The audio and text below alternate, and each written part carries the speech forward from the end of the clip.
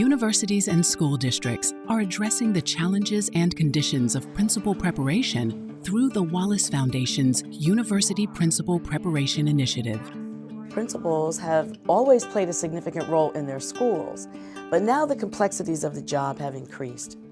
So now principals are not only responsible for developing a vision, nurturing a positive school culture, now we're instructional leaders.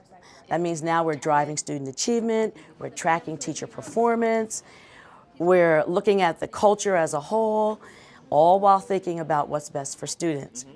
It's a tough and complex position, and so we're facing potentially a significant gap in the numbers of highly qualified principals who we have ready to take on that role.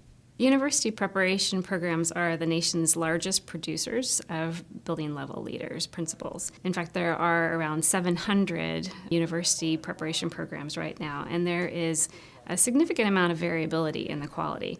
And that variability has not gone unnoticed by district-level leaders as well as from faculty within the academy themselves. I've been able to get feedback from a number of our member superintendents regarding the preparation programs for their principals, and generally they're not very happy. First and foremost, they feel that the quality of the courses that they are taking is not really relevant to the job. And to some extent, it's partly because the people teaching these courses are not individuals that have had any experience either as a superintendent or a principal. And then also equally important is the fact that these individuals are not getting the kind of clinical experience that they need. In other words, they don't have the opportunity to get into a school and actually intern or work with a principal to see what the job is really like.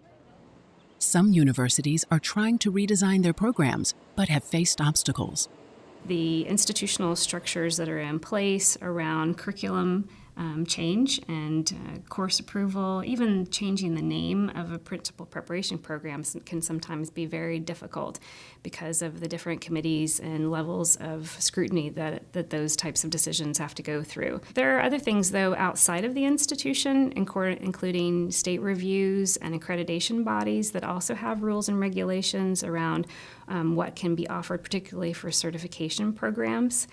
And it's also important to point out that the faculty rewards and institutional structures and incentives that are in place don't always support faculty work that involves the level of engagement in the field, as well as the type of partnership development that we would want to see in a really high-quality program. The challenges aren't just with universities, but with the state agencies that regulate them. I do believe that states have an important role to play in helping to create policies and practices that really improve principal preparation. But unfortunately, in most states, those policies aren't being enacted in such a way that actually drives reform and drives improvement in practice. What does a high-quality university principal preparation program look like? Among the key components of quality features, we would see a coherent curriculum aligned with standards and taught by both university faculty and district leaders who have led schools.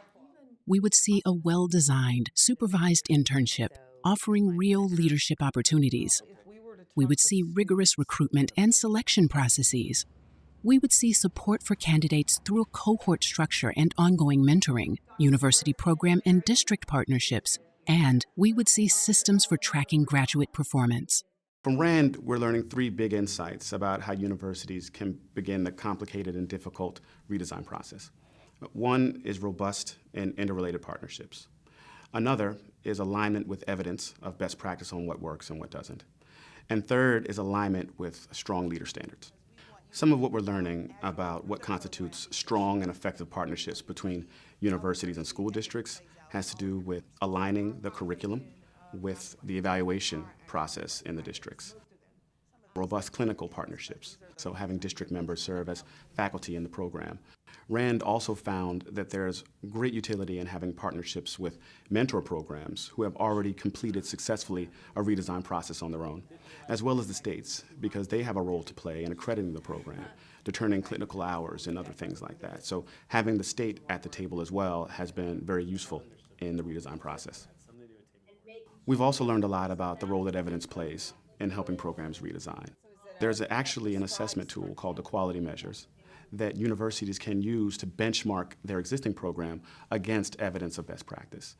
Leader standards are essential to this work because they're the best way to align evidence with a shared vision for high quality performance in the districts. The standards help everyone understand what a principal needs to know and be able to do. At the university, it helps to drive the curriculum. In the district, it helps to drive selection and hiring, professional development and support, and ultimately evaluation.